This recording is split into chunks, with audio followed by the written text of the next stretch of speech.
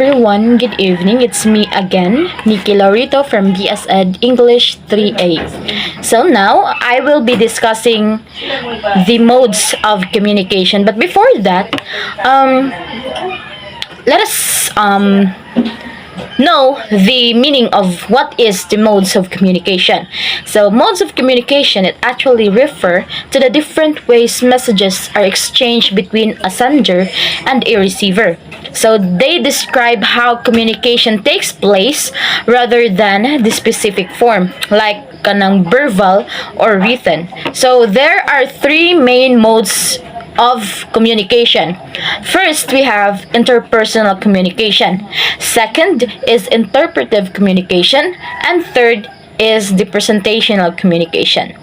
So as we all know that communication is very important in our day-to-day living, it is because without this, we can't communicate to everybody. So now, we are going to learn about the three main modes, and let's start first with the interpersonal communication. So, it is actually a two-way exchange of conversation. So, interpersonal communication is a two-way exchange where people actively engage in conversation and negotiate meaning. So this type of communication allows immediate feedback, meaning participants can respond, ask for clarification, and adjust their messages based on the other person's reactions. So it is also often spontaneous, meaning it happens naturally without much planning. So since both parties can observe each other's facial expressions, tone of voice, and body language, they can adjust their communication to ensure understanding. Meaning, gipasabot aning interpersonal communication.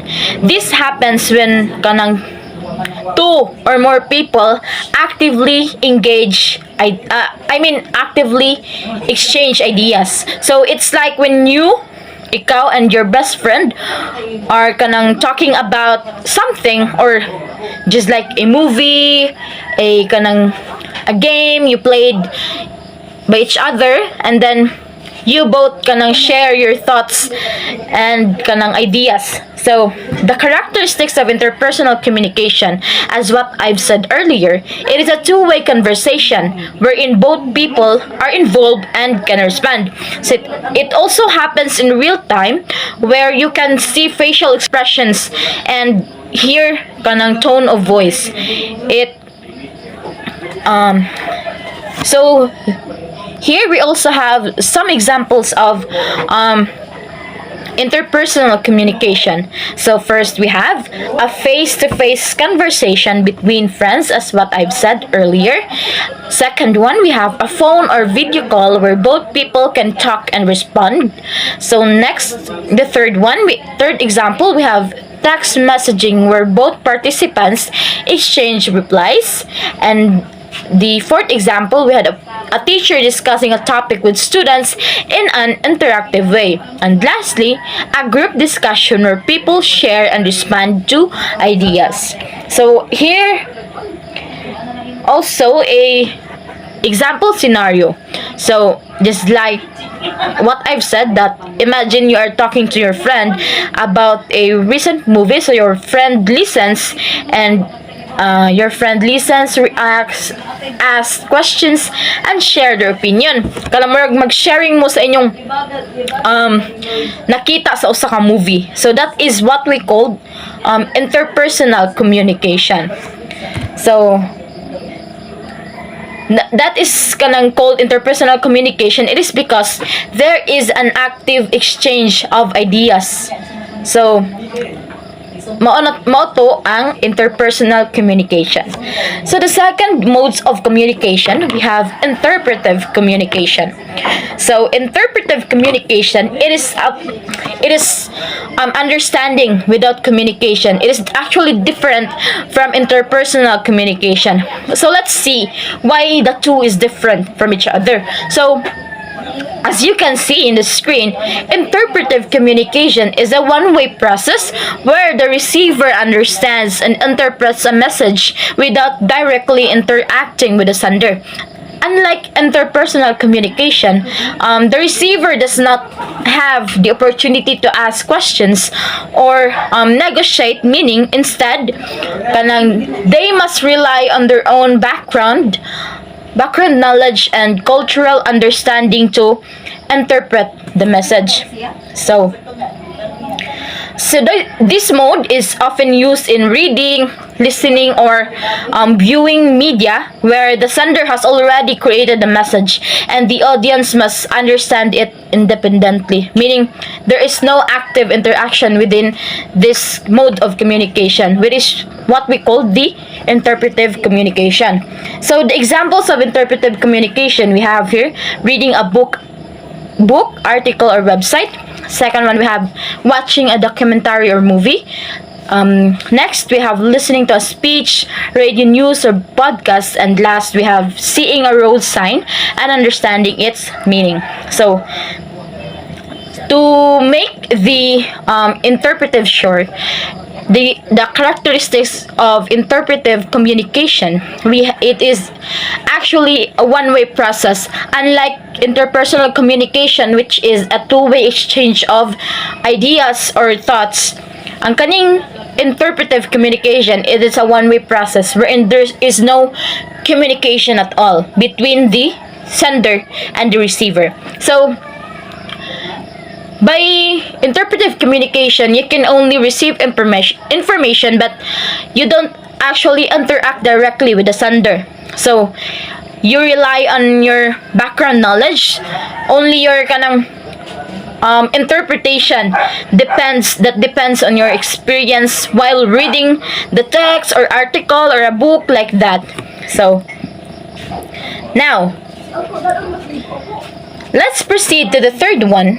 There is actually an example scenario where you read a novel and the author describes a character's emotions through vivid imagery. So the author is not there to explain what they meant. So you interpret the meaning based on your own understanding and personal experiences. So this is interpretive communication because there is no direct conversation between you and the author. Meaning you don't have any interaction at all. So meaning it only happens with written or recording messages. So next we have the third one, presentational communication. So presentational communication is also a one-way process, just like but unlike interpretive communication, it is focused on delivering a well-structured message to an audience. So the sender, whether a speaker or writer, prepares the message in advance, ensuring it is clear and effective for the intended audience. So since the audience does not provide immediate feedback, the presenter must anticipate their needs and structure the message accordingly. So this mode is often used in speeches, presentations, and written works meant for large audiences.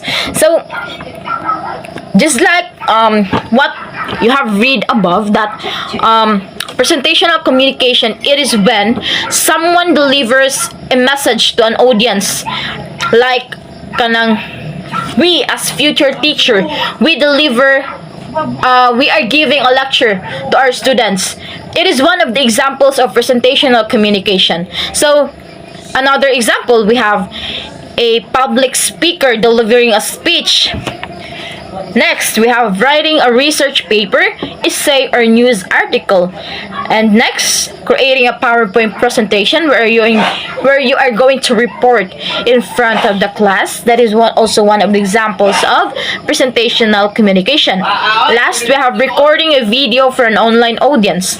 So the characteristics of presentational communication, it is delivering a message to an audience, meaning it is a one-way process, but unlike the interpretive communication that there is no interaction at all, ang kaning presentational communication, this actually refers to the speaker or writer that prepares the message, and the audience, maminaw lang ang audience, just like unlike interpretive communication that you are going to interpret what the author wants you to kanang feel or experience. No, so next one, the characteristics of this presentational communication. The message there is structured and clear. Since kanang there's no immediate feedback man, so the presenter must make sure that kanang the message is understandable so that there are no mas sayon na sa audience nga kanang makasabot sila sa imuhang gihimo nga presentation. So next, it is also often used for large audiences, just like public speaking, wherein you think about speeches, essays, or recorded videos. So here is an example scenario for presentational communication. So a politician gives a speech during a campaign. So they carefully choose their words to persuade the audience, but they do not receive direct feedback from them at that moment.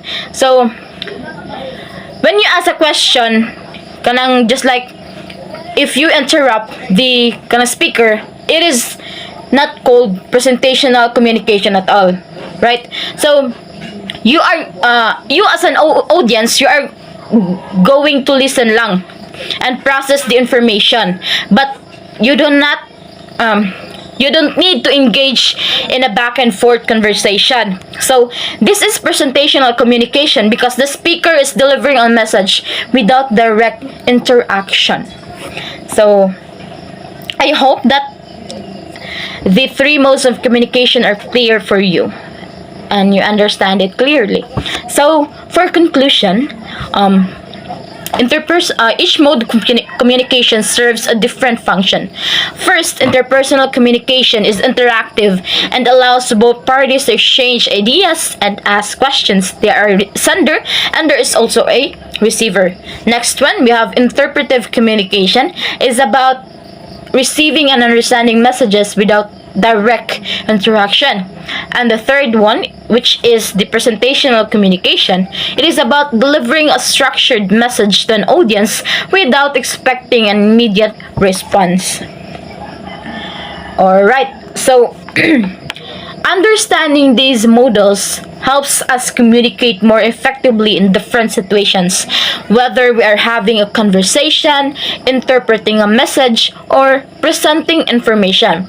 Recognizing the mode of communication allows us to adjust our approach to ensure clarity and understanding. So this approach actually keeps students engaged with interactive activities, relatable examples, and clear explanations. So that would be all. I think that would be all for my discussion, and I really hope that you understand it. And thank you so much everyone for listening. Goodbye.